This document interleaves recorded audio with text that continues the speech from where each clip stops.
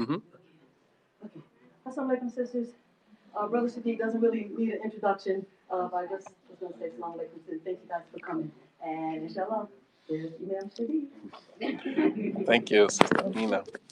الحمد لله رب العالمين والصلاة والسلام على أشرف الأنبياء والمرسلين وعلى آله وأصحابه أجمعين.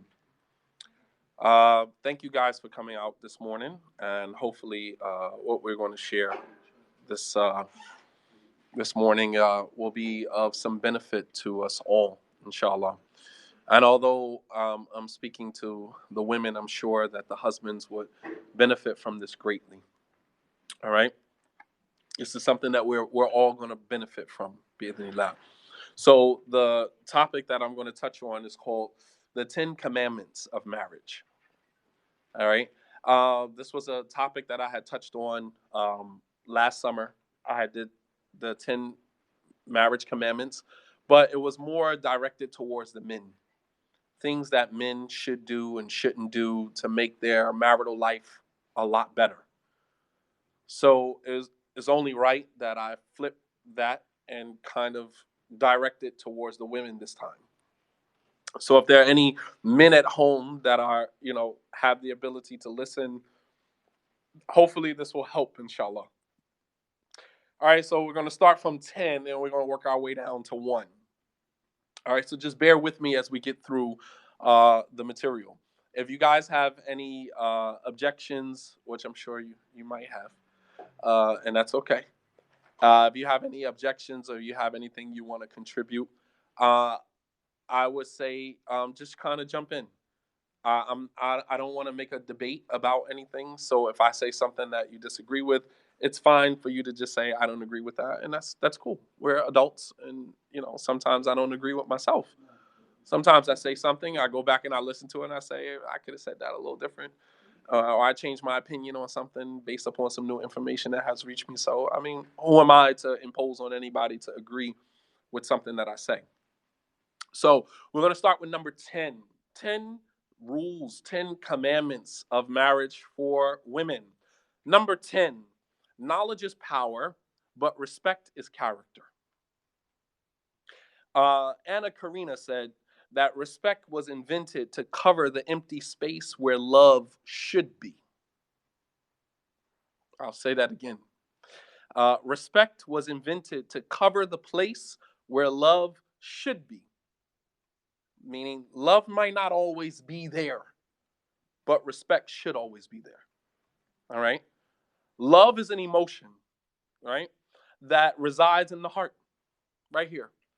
And like every emotion that the heart is responsible for, it fluctuates from time to time. Am I right? There are times when you're married and you feel like I don't love this person. There's times when, as I say before, you feel like throwing your husband out the window and then catching him before he hit the ground. Right? We have the ability to do that to people, right? We're men.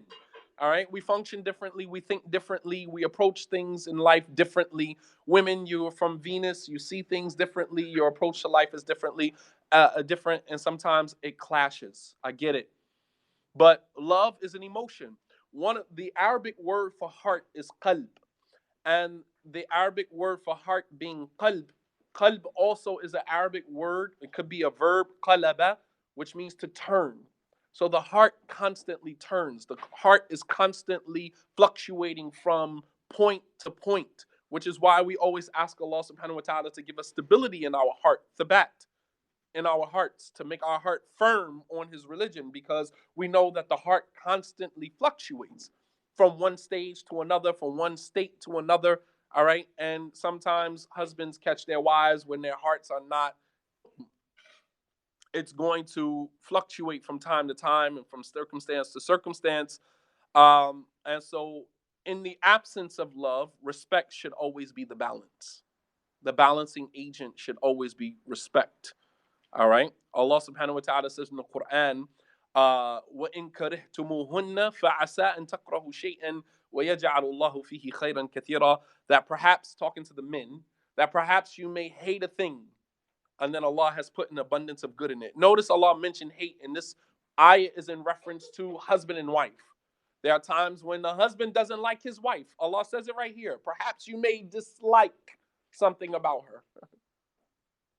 All right. So that means that sometimes there's going to be not a complete loss, but an absence of love in that very moment. All right. Overall, you love the person overall, but love for that person in that particular moment or in that particular circumstance is decreased, dramatically. Allah subhanahu wa ta'ala is telling us here that despite the decrease in love, you should still see good in the person. That perhaps you may hate a thing, and Allah has put an abundance of good in it. That don't judge the whole person based upon how you feel in that moment. There's still your husband, there's still a lot of good in the individual. So love is not the only quality as well. As you look from the ayah, Allah says that if you hate a thing, the opposite of hate is love. If you dislike a thing, then perhaps Allah has placed an abundance of good in that thing. Meaning, if a man dislikes his wife in that moment, there are other qualities about her that he does like. And that means that love, it's not the only agent that sustains a marriage. As a matter of fact, love doesn't actually sustain a marriage. The marriage sustains love. Love does not sustain the marriage. All right. So love is not the only quality that sustains a marriage or a relationship, to the point that in the absence of love, the two are total strangers and have nothing to hold them together. Umar radiallahu anhu, he said to a man who wanted to divorce his wife, he said, Wayhak, alam tubna al bayt illa ala hub. He said, woe be to you. Is a house built on nothing but love? You divorcing her because you don't love her anymore. Umar said, is a house built on nothing but love? Meaning, are there other things that keep a relationship together other than love? Showing you that love is not the only component that keeps, meaning that sometimes the love is not there. As a brother said to me yesterday, he said, I can tell when my wife is angry with me because the food doesn't taste like there's love in it. The food is different. Sister Amina. She said, I know who said it. Said the food is different, but that means that he's aware, right? Men are not completely detached. We know. We're not stupid, right? He said that I know when my wife is upset with me because I can taste the food and I can taste there's no love in it, right? So you don't have to like your husband in that moment, but you do have to respect him. You do have to respect him. Even in the event of divorce, Allah subhanahu wa ta'ala reminds us not to forget the shared experiences that we had with one another, which creates a genuine love and respect for the person, despite the fact that we're no longer a couple. Allah subhanahu wa ta'ala says, وَلَا تَنْسَوُا الْفَضْلَ بَيْنَكُمْ. And don't forget about the shared experiences through which you built your relationship with this person. You have children with this person. It's amazing to see people who had children together, who were there in the hospital room together, who shared that experience of cutting the umbilical cord, naming the child, and doing everything the whole process. And then because their relationship didn't last, they now use the child to make each other's lives miserable. Sad, man. That child was a shared experience, is a proof that love did exist at some point. That child is proof. At least in my generation, people have children today for reasons that are not have absolutely nothing to do with love. But the child is a proof that love did exist at some point. And even though your relationship didn't last, every time you look at that child should be a reminder of what you did have. And that healthy experience that you took away from that situation, you should be able to offer that to somebody else. But unfortunately, situations don't end up like that.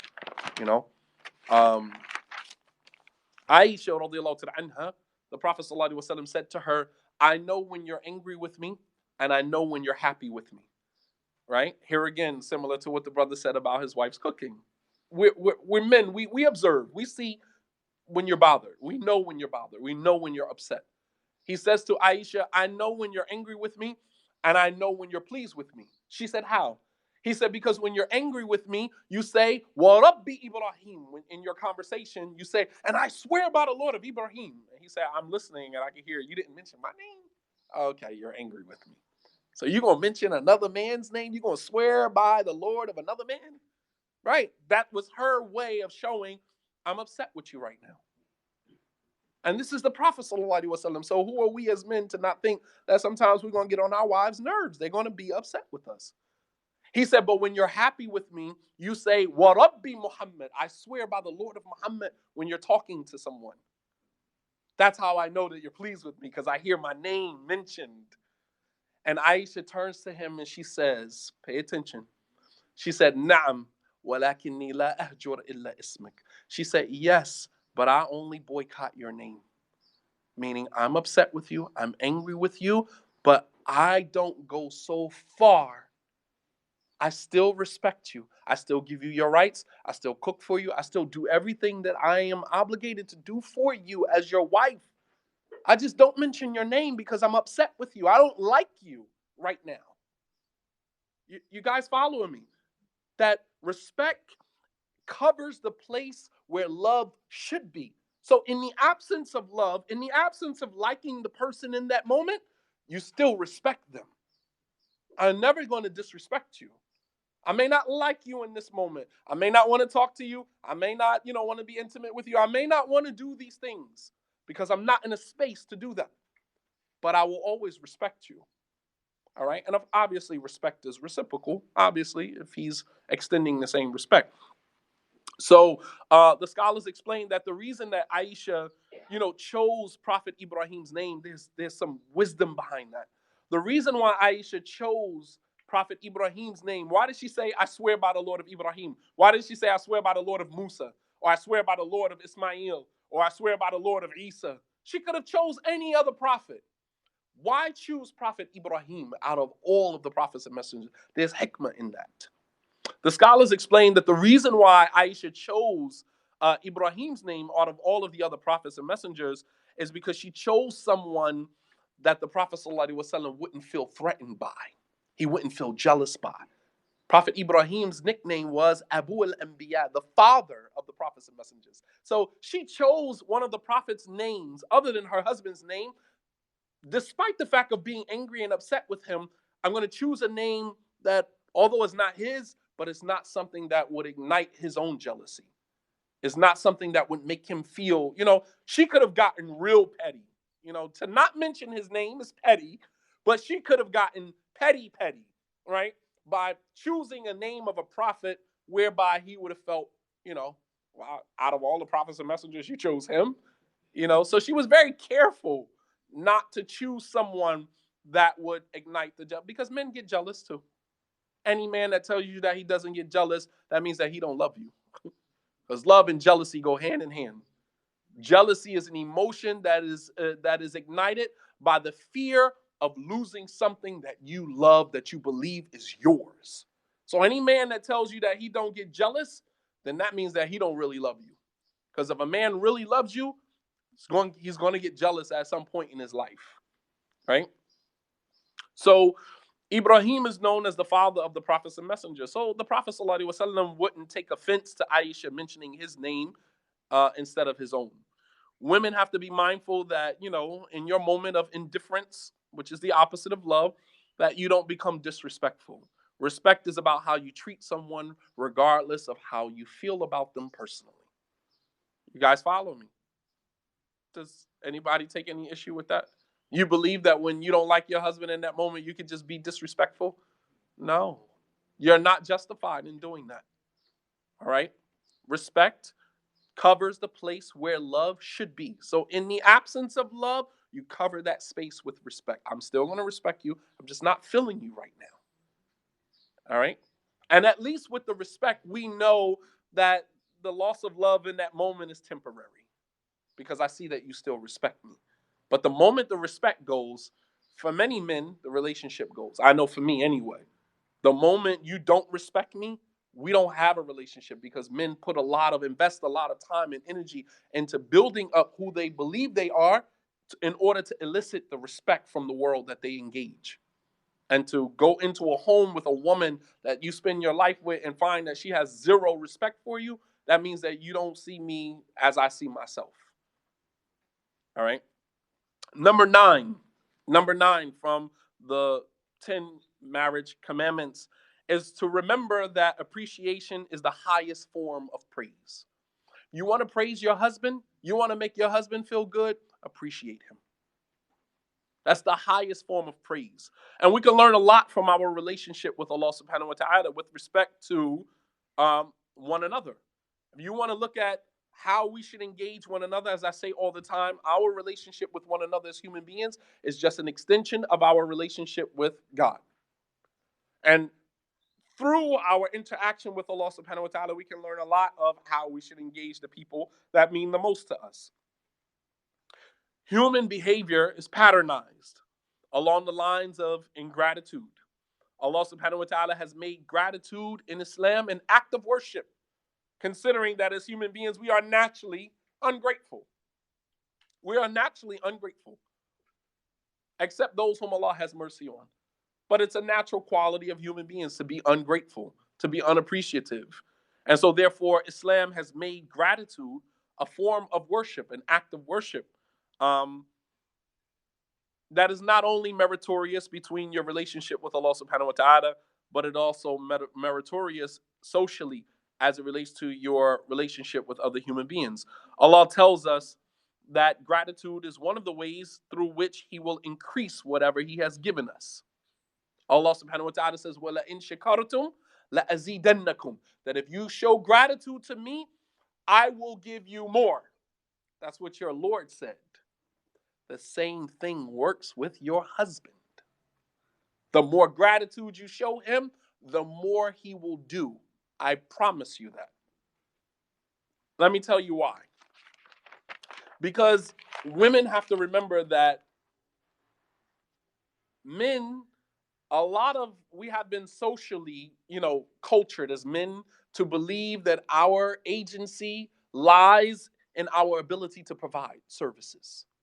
So that means the bulk of who we believe we are is directly related to the services that we provide to our families. And to be unappreciative of that means to be unappreciative, meaning that you don't see him as a man, period. And women also have to remember that they have a predisposition to be ungrateful. As the Prophet ﷺ said, that if a man was to spend his whole entire life, لو أحسنت إلى إحداهن الدهر, if you spent your entire life doing nothing but right by your woman, ثم رأت منك ما يقرأ ما تقرأ, and then she sees one thing from you that she dislikes, she says what? ما رأيت منك خيرا, you ain't never done nothing for me. Completely dismissive. I never done nothing for you? Nothing? Oh, you think because you pay the rent you doing something? Yeah. What? Yeah, I do. Actually. You think because you changed my tire, you think that now I'm supposed to? No, yeah, absolutely. That's exactly what that means. You didn't get the memo? We're men. We pride ourselves on the services that we can offer to you. You understand? And to have someone just completely overlook that, completely dismiss that, it dismisses us. It's like you write us in pencil and then you erase us. The Prophet ﷺ's words were golden. So you have to remind yourself as a woman that you are predisposed to being ungrateful. It's just part of your character flaw. We all have them. We all have character flaws. And I'm sure that every woman sitting here right now, including those who are too young to even be married, have said to their fathers or said to their husbands or have thought about it that, oh, you think you did this because, or you think you're doing something because you did X, Y, Z. You think because you pick me up from school every day, you think that you're not my father, or you're not doing this, or you're, it's like, yeah, I pick you up from school every day. Why don't I get any cool points for that? You think you're supposed to be rewarded for doing what you're supposed to do? Yes. Doesn't Allah subhanahu wa ta'ala reward me for every piece of food that I put in your mouth? Yes. Why do women say that? Oh, you're supposed to be rewarded for doing what you're supposed to do? Yes. Don't I get punished for doing what I'm not supposed to do? Okay, then. Use the same concept. The Prophet ﷺ said about intimacy. He said that وَفِي بِضْعِكُمْ Hasana, sadaqah. He said, even in the intimate relations between husband and wife, there's a sadaqah. Charity. One of the Sahaba said, "On Messenger of Allah, you telling me that when a man goes to his wife in an intimate fashion, he gets a reward?" Sound familiar? You think I'm supposed to reward you for what you're supposed to do? Yes. The Sahabi said, "O Messenger of Allah, are you saying that when a man goes to his wife in an intimate fashion, that he gets a reward?" The Prophet ﷺ said, "Don't you see if he was to put it in a place that was haram, he would get sin? Then yes, he gets a reward." So stop asking this question. Oh, you think I'm supposed to reward you for doing what you're supposed to do? Yes. That's part of what keeps me doing what I'm doing. You guys following me? You want a man to do more. What did Allah say? That it's shakur. Allah is appreciative. Are we not supposed to be incorporating Allah's qualities and characteristics in our own lives? Why else are we studying the names and attributes of Allah if not to incorporate it in our own character? Allah loves to see the traces of His blessings on His servant. So if you learn the name of Allah, that's a blessing. Now incorporate it in your character. One of Allah's names is Ash-Shakur. He's appreciative, even of the smallest little thing. Didn't Allah subhanahu wa ta'ala say in the Quran, وَمَن يَعْمَلْ مِثْقَالَ ذَرَّةٍ خَيْرًا يَرَى? And whoever does a mustard seed of good will be compensated for it. He will see it. Not with us. No, you got to move a mountain before I recognize any good you do. It's just like, really? You want your husband to do more? Appreciate the little bit that he does. Allah subhanahu wa ta'ala says that if you show me gratitude, I will give you more. Men function the same exact way. I trust you. I tell you. If you say to your husband right now, "Babe, I know I don't appreciate you as much as I know I don't tell you that I appreciate you as much, but I see you. I see what you're doing. I see that you take care of our family. I see the way that you work hard and you work diligently. I see you. I just want you to know that." Man, he gonna go out, stuck for the law. He might go do something, crazy because he's so happy, elated to hear those words. You understand? He's extremely happy because you just validated his agency, his service. That's how we define ourselves. We define ourselves by way, which is why when a man feels like he's not doing right by his family, he feels horrible. He feels less than a man because we derive our validation of self based upon the agency based upon the service that we provide. All right. So it's dismissive, right? And will cause the man to withdraw his acts of service. When you say to a man, "Oh, you think you're doing something because you pay the rent, or you pay the mortgage, or you pay the car insurance, so what? I pay this, I do this." And at that moment, I'm telling you as a man, we feel like, well, you know what? And just pay everything then. I ain't paying nothing. Because you don't value the little bit that I do. You just dismiss the little bit that I do. And if you're not going to appreciate the little bit I do, then I might as well just not do it at all. I can guarantee you any man who has refused to pay a bill, refused to be responsible with this or that, a lot of it has to do with feeling underappreciated. Guaranteed. A lot of it has to do with feeling unappreciated. Anybody, when you feel like the person doesn't appreciate what you're offering, then you just withdraw completely. Because why am I going to keep offering if you don't appreciate it? All right. Or he'll continue to offer, but he does so reluctantly. And he does so and he resents you for it. Because I know I'm not going to stop paying the bill, but although I'm paying the bill and I know you don't appreciate it, I know you're not grateful for it, I resent you as a result of that. Yeah. Yeah, I just find it amazing. That's interesting, and I hear what you're saying, and I get it. But with women, I find that we are often unappreciated, but we continue to do. Motherhood and wifehood is a very unthankful job. A woman's job is never done. Okay, it's always something for the children or the husband's mother or in-laws, and we definitely are not given the thanks and the appreciation that I think we deserve from our spouses, etc. But I understand what you're saying, and you know, tell me if I'm wrong. I'm thinking this male ego thing needs to be kind of blown up, like the thing. Is that what you're kind of saying? Let's blow him up. Yeah, Not. I mean, example. I did something the other day, and somebody told me, "Well, you want to say thank you?" And I'm like, "Okay, thank you." But then I said to myself, "Well, I did this, and you say thank you to me." But I didn't say that. I said it out here. I didn't say it out loud because it was part of the fight. Okay, so. It was just a matter of you took away a little piece of paper that I said, well, say thank you. And I'm like, okay, well, thank you. It wasn't really that big of a deal. Did I really have to say thank you for you taking that little piece of paper, throwing it in the trash? I mean, I would have to acknowledge that when, you know, you didn't say thank you for this, but I'm not making you don't have to say thank you because I'm just doing it because, understands lopsided. No, I get your point. I get your point. But actually, I'm getting ready to address that. And that is speaking gratitude into the culture of your relationship. It seems like that's not part of the culture in your marriage.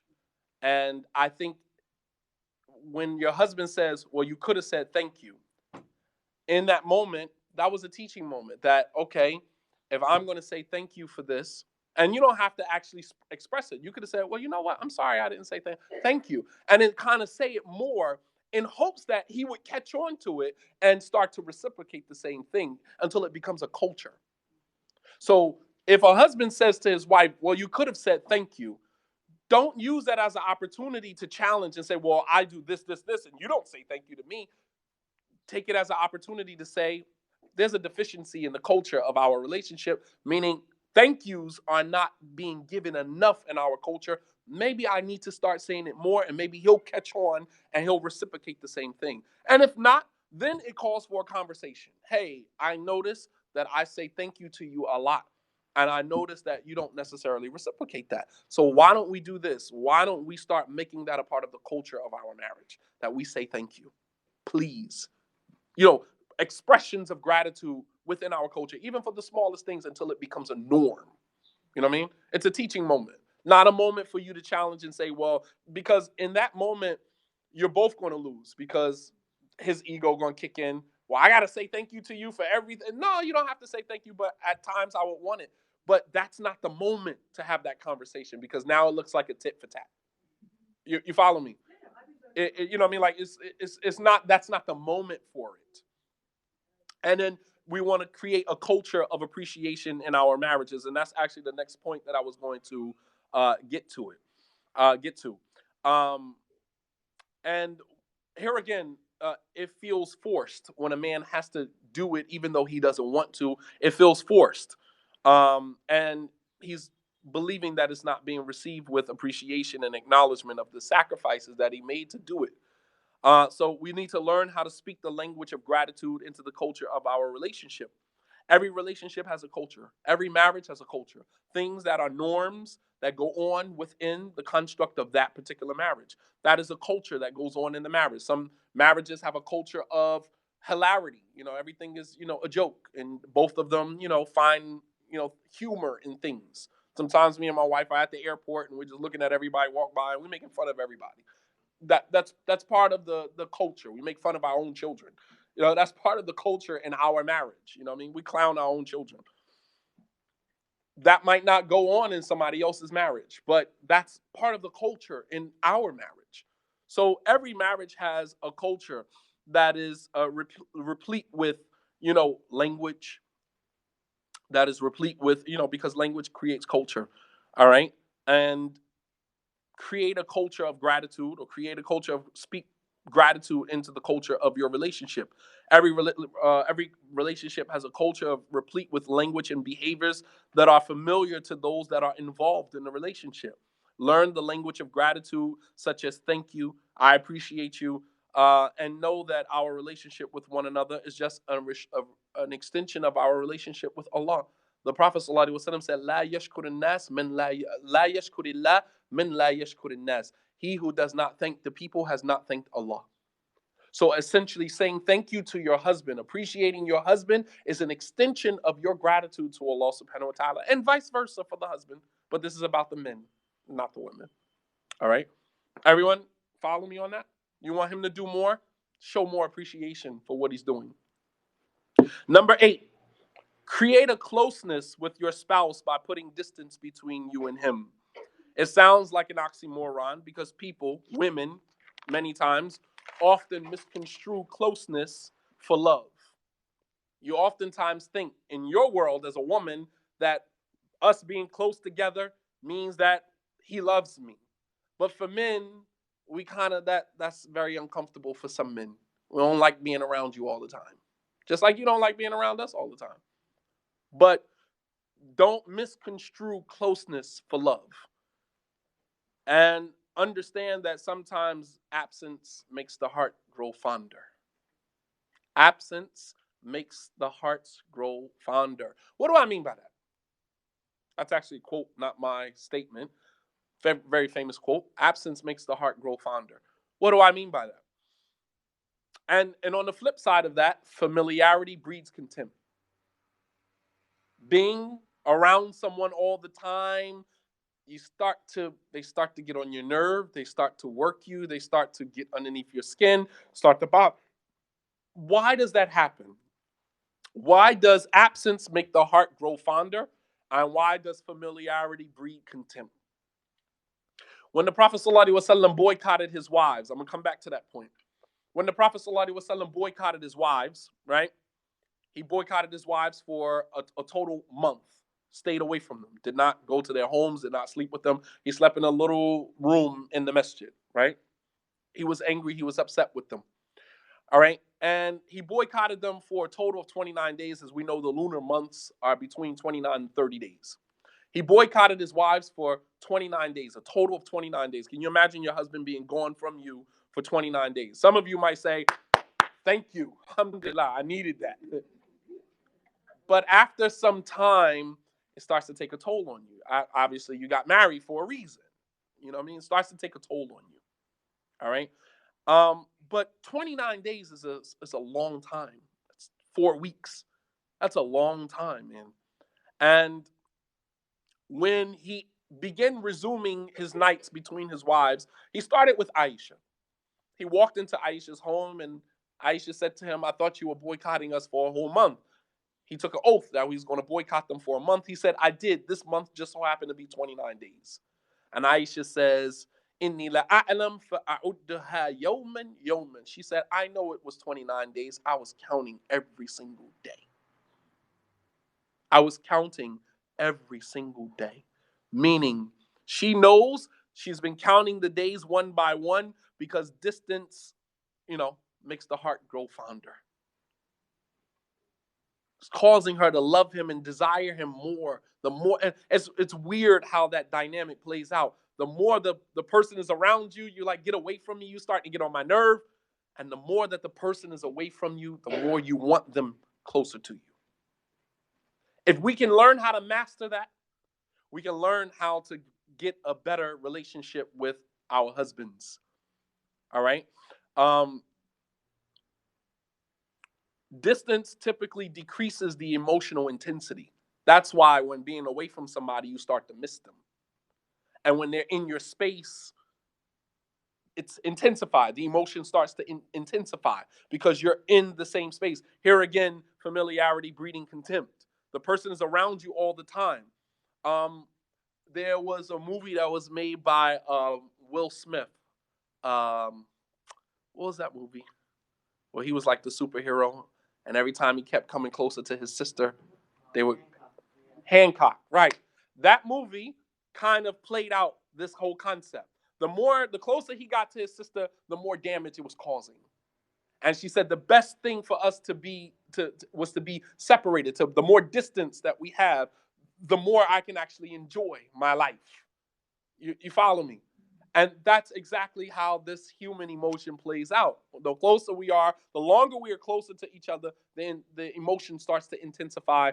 We start to get tired of being around each other. We start to nitpick, simply because we want distance. We nitpick with one another because we're basically telling you, back off of me. Well, why'd you do that? Or why you say that? It's like you seem like you don't want to be around me. That's pretty much what it is. And one of you have to come to that realization and say, well, I'm going to run out for some groceries. Or I'm going to run out and go to the gym real quick. I'm going to go, go get me some coffee or whatever the case may be. You just need that little separation. It doesn't have to be limited by time, right? But it's limited by space. even if it means going in another room, even if it means going downstairs and you're upstairs. Sometimes you can be downstairs and you text your wife upstairs, what you doing, honey? And we're not in the same room, but we're in the same house, but we're not in the same space. You understand? And then she's done watching her show or done doing what she does. She's like, babe, can you come upstairs? Now you want me to be around you? Men, we don't understand that. We like, now you want me to be around you? Yeah, I want you to be around me. And vice versa with men. So the moment we can master that, I think that we can get a better relationship. Distance typically decreases emotional intensity, as it is contrary to the involved and intimate perspective typical of emotions. This is why we are encouraged to leave the area and the environment of conflict. Because when we are in conflict with people, the more you are in the same room with that person, the emotions are going to intensify. Islamically, what did the Prophet ﷺ say when you get into a space or get into an argument with someone that you should make wudu? You should, if the feeling doesn't go away after you make wudu, then you should lay down, sit down. If it doesn't go away, you should lay down. You can pray 2 raka'ah or remove yourself from that space. Because the longer you stay in that space, the more the emotion is going to intensify. You follow me? In the hadith where Fatima, the daughter of the Prophet ﷺ, she got into an argument with Ali. And what did Ali do? He left the house and went to the masjid. And the Prophet ﷺ walked into the house and he said, where's your husband? She said, kana baynana shay. There was an argument between us, and he left. And so sometimes men leave not because we want to leave you. Sometimes a man is trying to walk out the door, a woman stop him. Or you think you going? I'm trying to get away from you, woman. Like you it's like, what you mean, where am I going? If we stay in the same space, one of us is going to get hurt. One of us is going to get hurt. I'm leaving. I'm not leaving you, because in that moment, the emotion is intensified. Where you think you're going? You think you're just going to walk out of here? We're not done with this conversation. It's like, for right now, we are. Because what's going to happen if we continue? Your emotions are on 100 right now. You are this close from putting your hands on me physically. And I am this close from defending myself physically. Let's not escalate that. Follow the Islamic protocol. Separate yourself from the space to give the emotions an opportunity to decline. Otherwise, if you're still in the same space, shaitan, and then you got to keep in mind, shaitan is there. Shaitan is there inciting. Go for it. Do it. I dare you. You hear what he said? You hear what she said? You going to let them say that? Inciting you to do more. And so we have to know when to call it quits. The Prophet ﷺ saw two men arguing, and he said, "Inni la a'lamu kalimatin law qalaha la dhahaba ma wajid." That I know a statement. If one of them were to say it, it would remove what they are experiencing of anger and animosity. If they were to say, "A'udhu billahi minash shaitanir rajim." And when husband and wife are arguing, that's the last thing that we're thinking about. A'udhu billahi minash shaitanir. We're saying, "A'udhu billahi minash shaitanir rajim." You're gonna put your hands on me? We're saying it, but it's not being effective because the emotion has override. It's overriding the power of A'udhu billahi minash shaitanir rajim at that moment.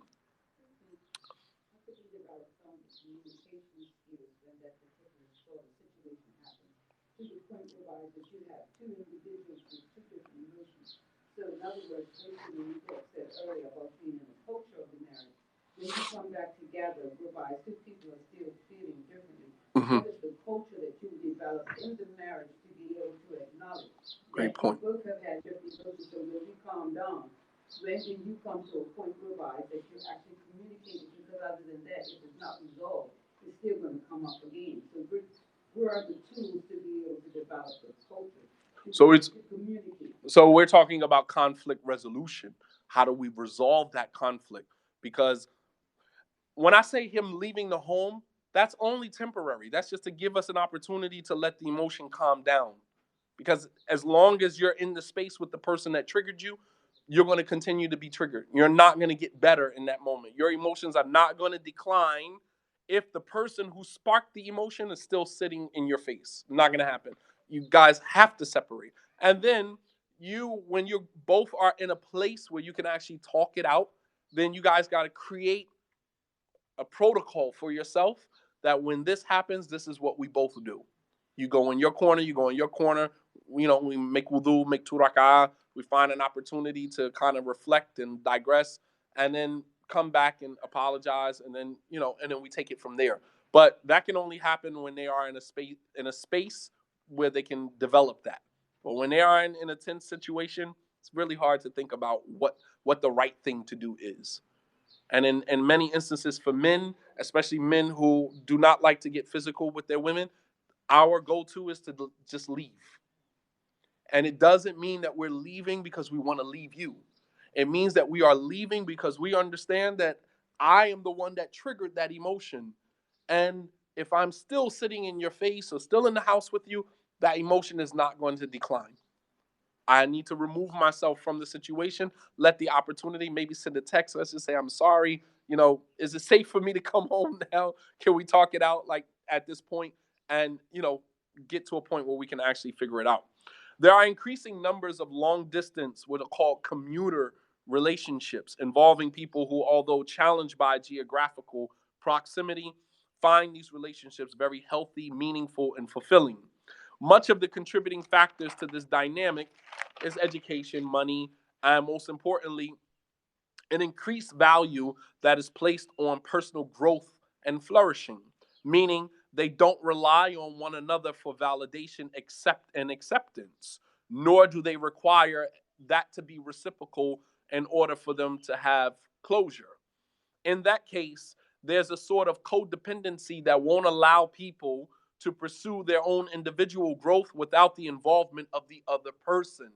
So basically, what I'm saying is that commuter relationships are on a rise now in our society, where people are developing relationships with people from long distance. And it seems like those relationships are lasting longer than the monogamous relationships where husband and wife are in the home with each other all the time. And the contributing factor to that, one of the contributing factors to that meaning that long distance relationships are lasting longer, is because the people in long distance relationships do not require validation from the other person.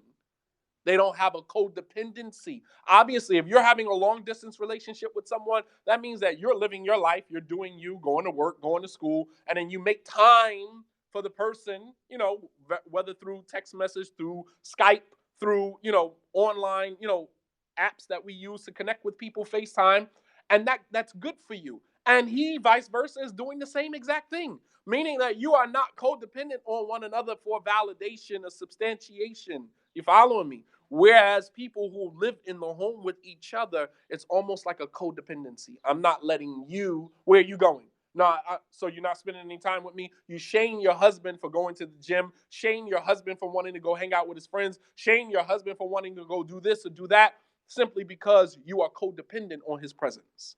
His presence provides you with the validation that you need, and that's unfair.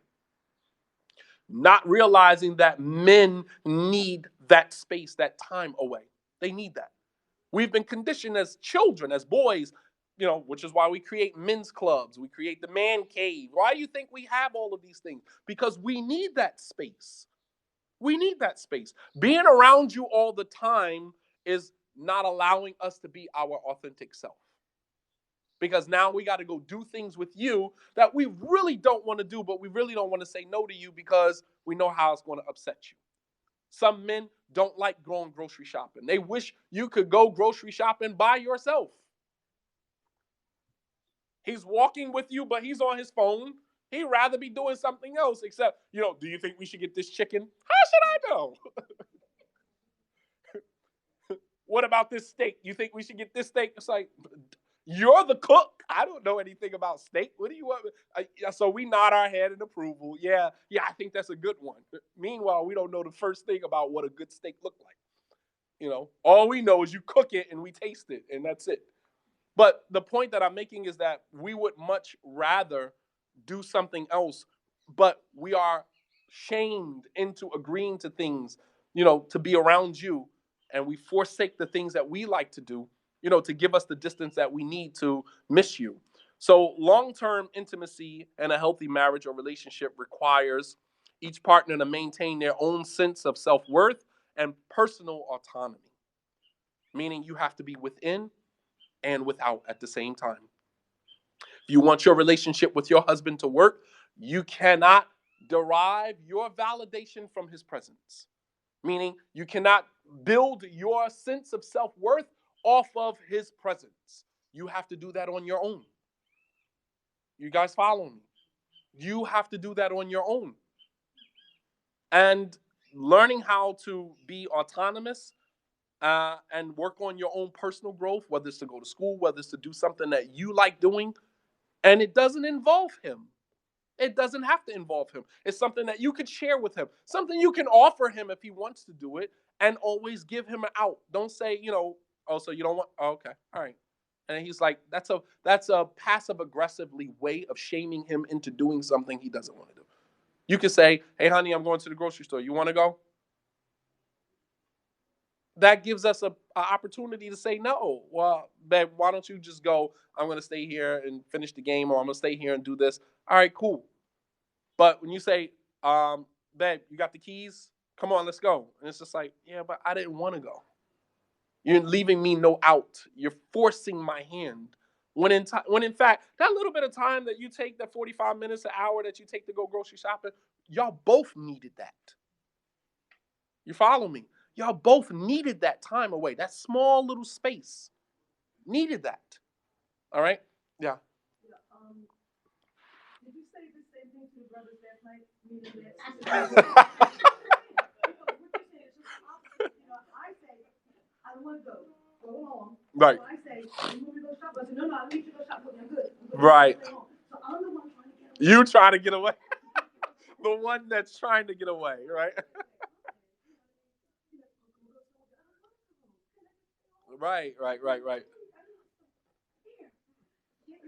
So it's not just the men. No, you're right. You're right. Sometimes it's the women. Sometimes men are just like up underneath you. It's just like, go do something. Go. No, I didn't.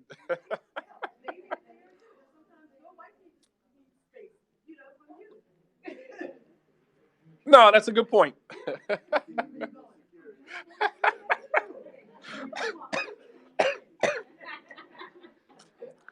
So, and she's basically saying for those of you listening online that sometimes it's the woman that's trying to get away from her husband. Like he's always the one that is underneath her, and it's like, listen, I need a moment. Like, go play football with the kids, go outside and do something, and give me some space. And it doesn't. Here again, it doesn't have to be the amount of time.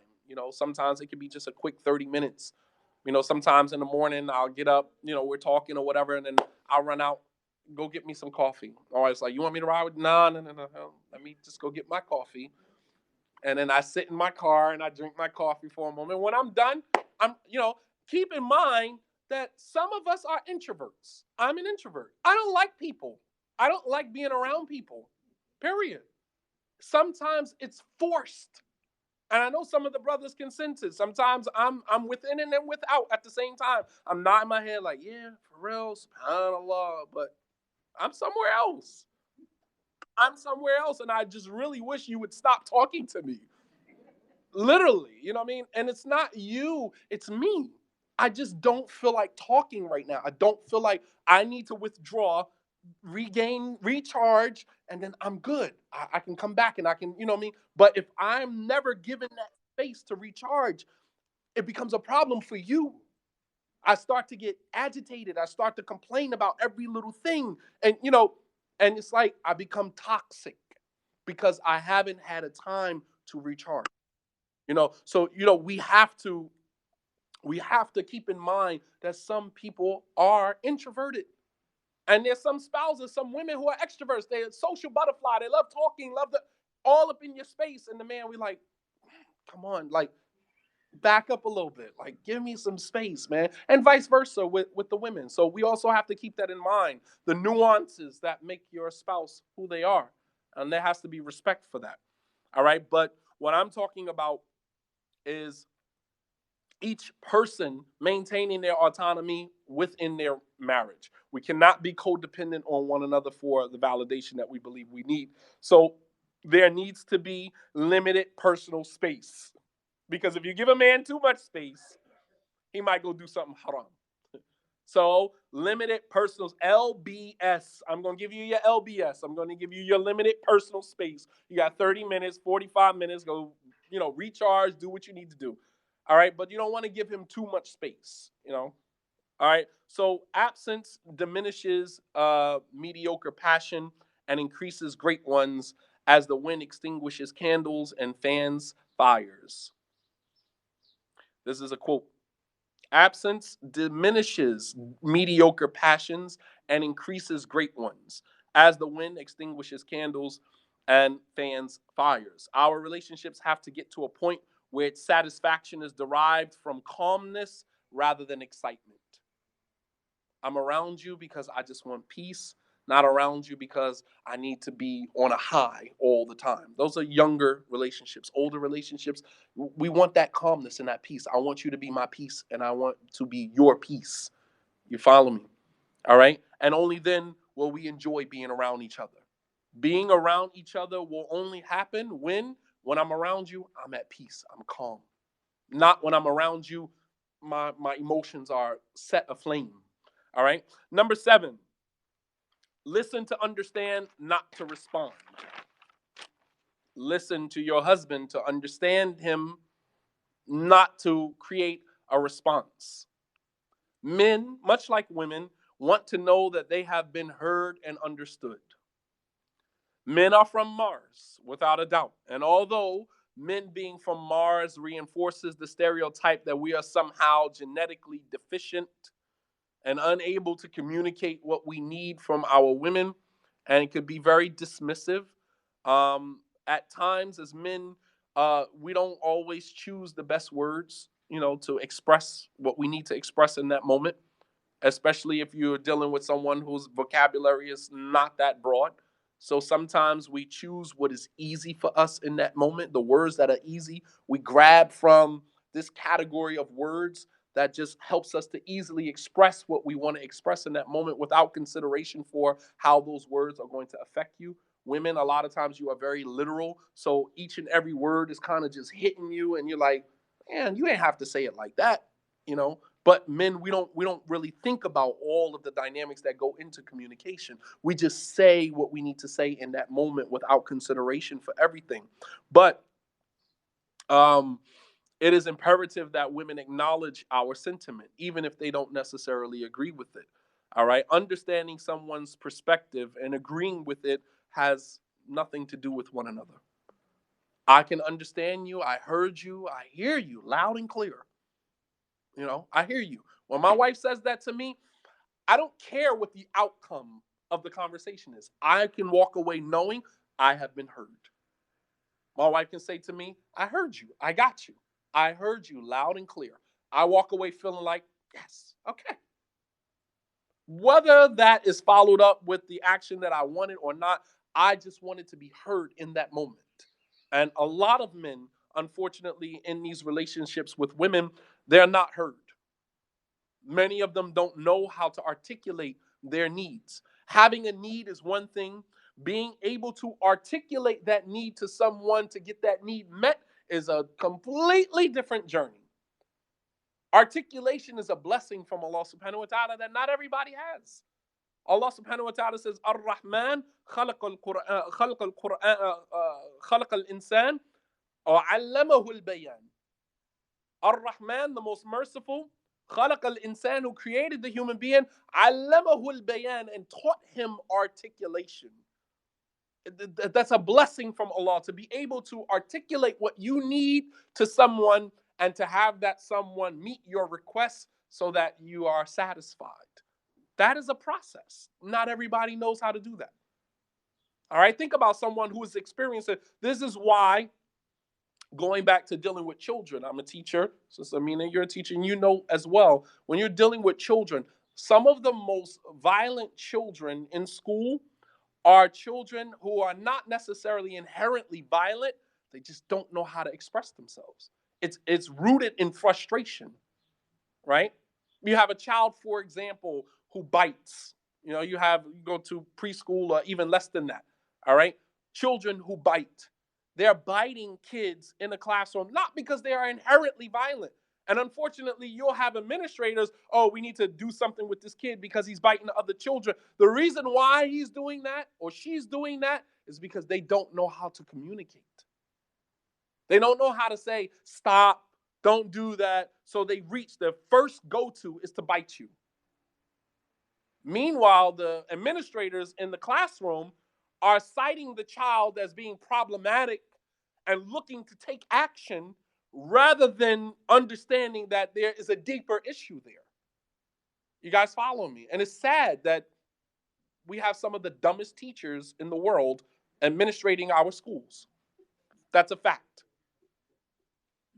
It's like you went to school to get a degree. God forbid, in an Islamic school, it's just some random Muslim we pulled out of the masjid, and now they're teaching our children in the school.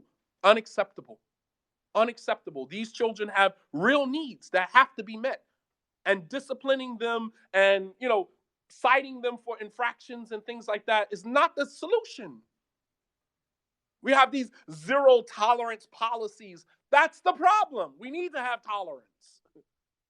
Zero tolerance means if does one infraction that goes against the school policy and he's out the school to go where? To end up in jail.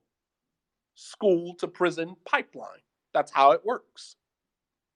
The problem is that we need tolerance. We need more understanding. These children, they have deeper issues than just what we see on the surface. So my point is that when you're talking about someone who is inherently violent, a lot of times it has to do with the ability to, the lack of ability to articulate. Articulation, the ability to get your point across in a manner where you can get your needs met, is a blessing from Allah subhanahu wa ta'ala that not every man has in his relationship. And I feel sorry. Sometimes when I used to do counseling, brothers would come in and I'm listening to him. And because I'm a man, I understand what he means. She's sitting there combating everything that he's saying, trying to make him look like he's some type of invalid or some type of inadequate individual. But I can hear his pain. He doesn't know how to articulate it, but I can sift through his words and hear what he's trying to say.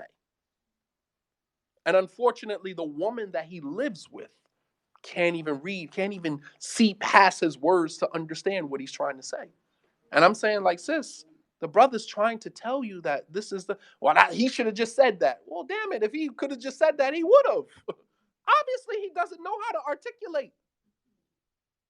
Everybody doesn't know how to articulate. So can you imagine what a man would feel being in a relationship with a woman who only acknowledges his sentiment when she agrees with it? We will be invalids in relationships. You have many men who have no voice in their marriage because they simply don't know how to articulate. It's like a person sitting in jail for a petty crime, misdemeanor, simply because he cannot post bail. His bail is $300. He don't even have $300. So he sits in jail with murderers, killers, kingpins, simply because he does not have $300. So a man is similarly in the same situation in a marriage with a woman. His needs are not getting met. He's frustrated. He becomes verbally violent and dismissive and disrespectful simply because he is not being heard. He doesn't know how to articulate himself. All right. So, and the fact of the matter is that some women, you guys are excellent runners. You run circles around your men, right? Within the confines of your marriage, and the poor guy has no one to turn to because he has been shamed his entire life into believing that asking for help makes him look weak. So you have many men who will not come to marriage counseling, will not go to another man and ask for help because he has been shamed his entire life as a man into believing that to ask another man for help means that you are weak or somehow inadequate. That's how we have been trained. So when you do marriage counseling, you have all of these women flocking to marriage counseling because women are very transparent and they don't really care. They just want to solve the problem. But for men, there are a lot of hurdles that we have to get over before we can step into a counselor's office and really get some help. And the main hurdle is getting over the fact that asking another man for help does not mean that I'm weak. That's a hurdle that has been put in our path as men. We have been shamed into believing that to ask someone for